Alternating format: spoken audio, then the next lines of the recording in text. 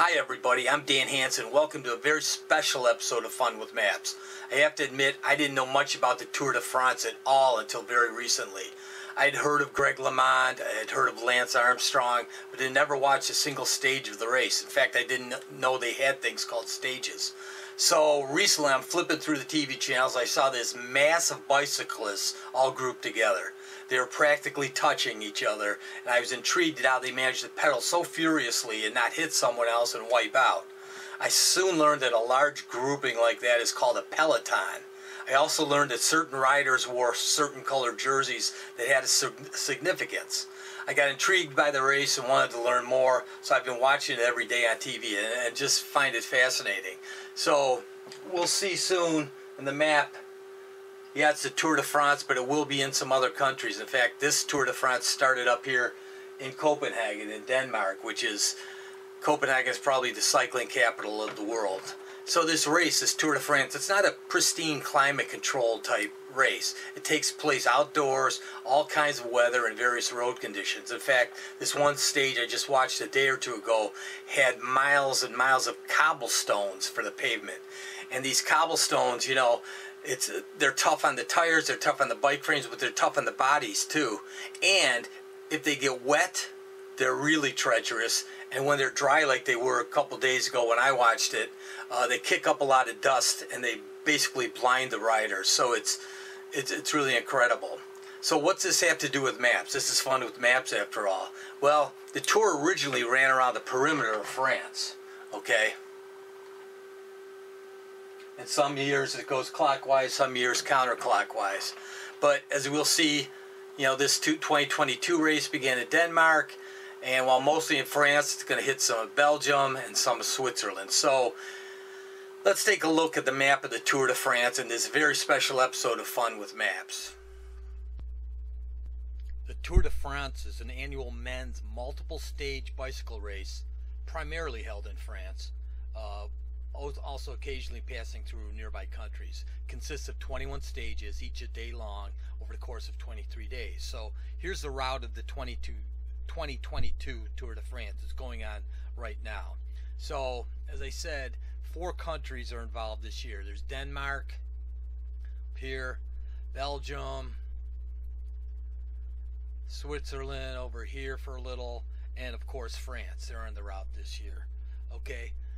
So you can see this, the dark line is where they're actually riding. These thin red lines are where they travel from. So, you know, they're not riding bikes across the water, of course. And at the end, they want to end at Champs-Élysées in Paris, so they're transported up to there. So Denmark, it all started here at stage 1, 1, 2, 3, going up to 21 here. Stage 1. Denmark is the 10th country to host the start of the Tour de France. They call the start the Grand Départ. And it's the most northerly start in the Tour's history. So up here there's Copenhagen. Okay. And Denmark's a perfect place for a bike race to start, the Tour de France to start. You know, there's about 5.8 million people in Denmark, and cycling is really a part of everyday life. 9 out of 10 Danes own a bicycle, and there's about 12,000 kilometers of bike routes and lanes across the country. Here's a Fun with Map fact. Every weekday, cyclists in Copenhagen, and Copenhagen's the capital here of Denmark, they cover the equivalent distance of 400 editions of the Tour de France. So every weekday, just in Copenhagen, they cover this whole route 400 times. That's about 1,440,000 kilometers. And there's 673,000 bikes just in the city of Copenhagen. So it's been named the world's best cycling city, and we can see why. So the roots of the Tour de France trace back to, actually there are 2 rival sports newspapers in France. One was Le Vélo, and that was the first and the largest daily sports newspaper in France. And the other was Lotto, and that was set up by some journalists and business people. So the race was first organized in 1903 to increase sales for the newspaper, Lotto. Currently it's run by the ASO, the Amaury Sport Organization. So It's been held annually since 1903 when it started, and except it was stopped for the 2 world wars, obviously. Here's a picture of the first winner of the first Tour de France in 1903, Maurice Guérin. Okay, so pretty cool historic photo. So the Tour gained prominence and popularity each year. So the race was lengthened, and it, its reach began to extend beyond the globe. Riders from beyond France started participating, and it all worked out for Lotto because their circulation doubled when the race was going on, and the La Velo, meanwhile, went out of business in 1904. So the route changes each year, but the format is the same. They have time trials, they go through the mountains, the Pyrenees and the Alps, and they finish off in Paris, going down the Champs-Élysées. So we've got these 21 day segments, they call them stages, over 23 days, and they cover about 3,500 kilometers. That's like 2,200 miles. So the race alternates between clockwise and counterclockwise circuits of France, and this year it's going clockwise. So here's a nice drawing of the map, the 2017 route by someone named Andrei Loas, L-O-A-S. So thank you for this good map. Here's a Fun with Maps fact. The opening stages of this 2017 tour, at the Grand Départ, was supposed to be in London. But a week before they are going to make that announcement, London pulled out and said it's just too expensive, we're not going to do it. So they switched it over to Dusseldorf in Germany here. Okay, so there's Dusseldorf, and Germany had hosted the tour like 4 times before. So you can see here's Dusseldorf up here. It comes through Belgium here.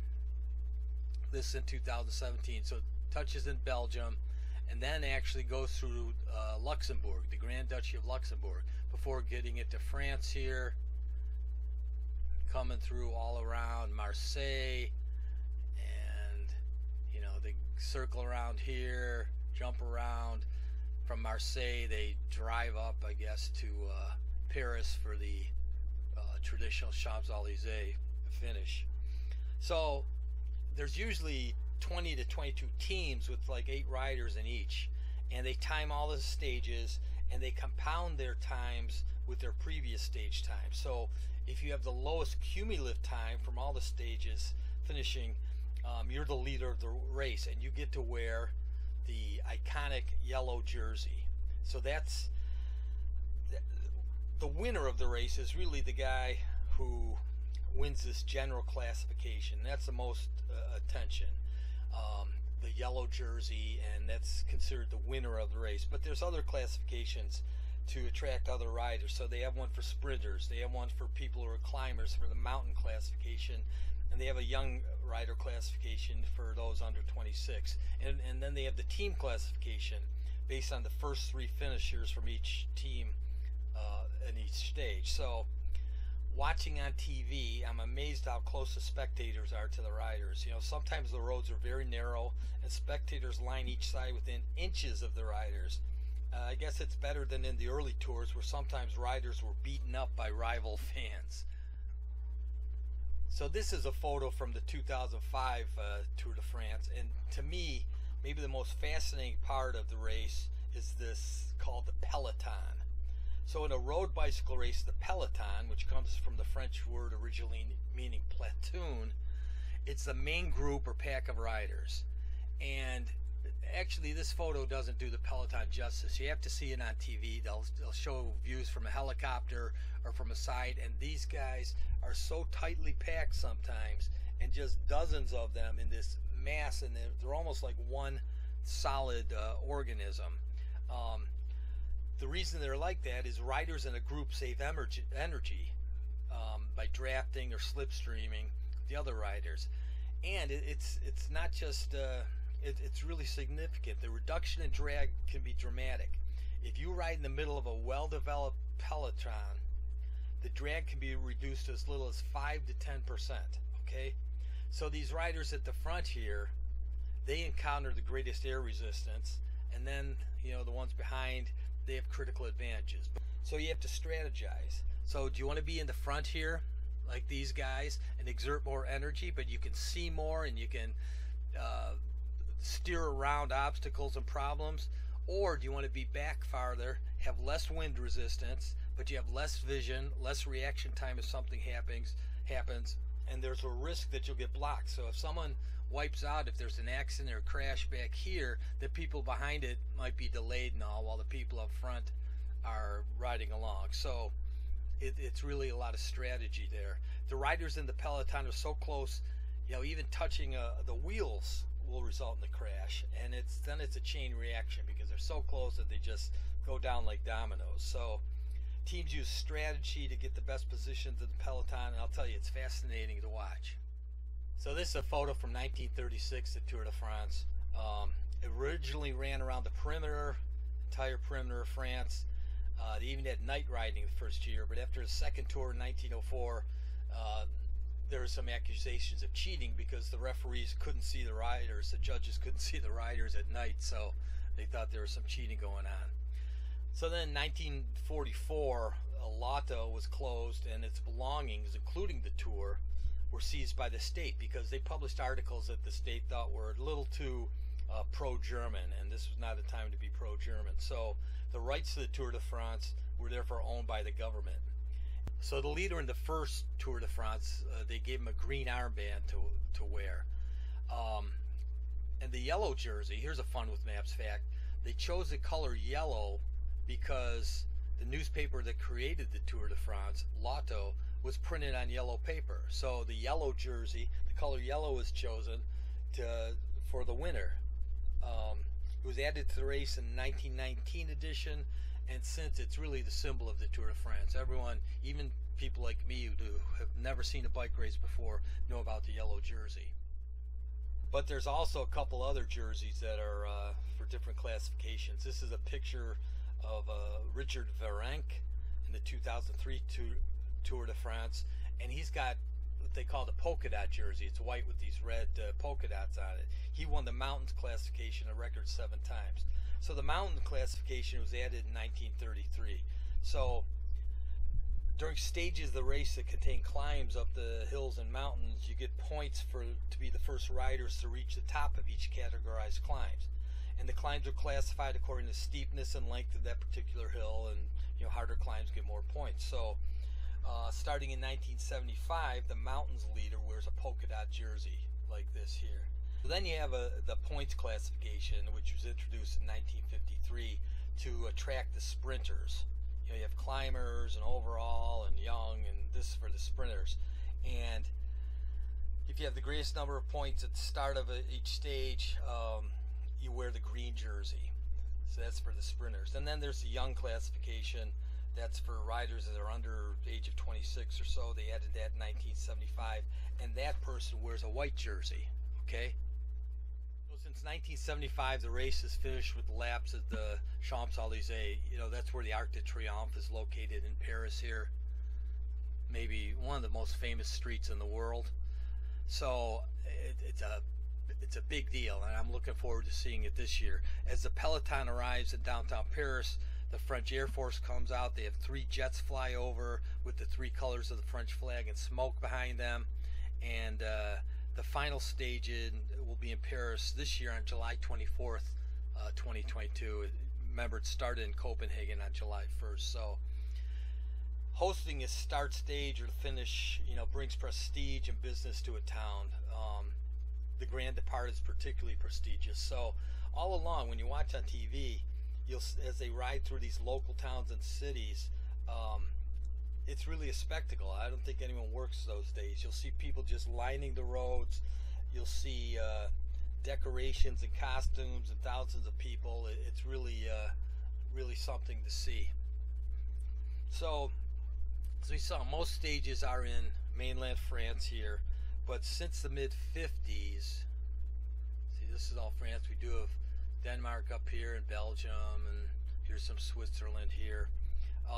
Since the 50s, they've been in other countries such as Andorra, Belgium, Denmark, Germany, Ireland, Italy, Luxembourg, Monaco, the Netherlands, Spain, Switzerland, and the United Kingdom. They've all hosted stages or part of a stage, and since 1975, they've all of the Tour de France's have gone on the Champs-Élysées here in Paris.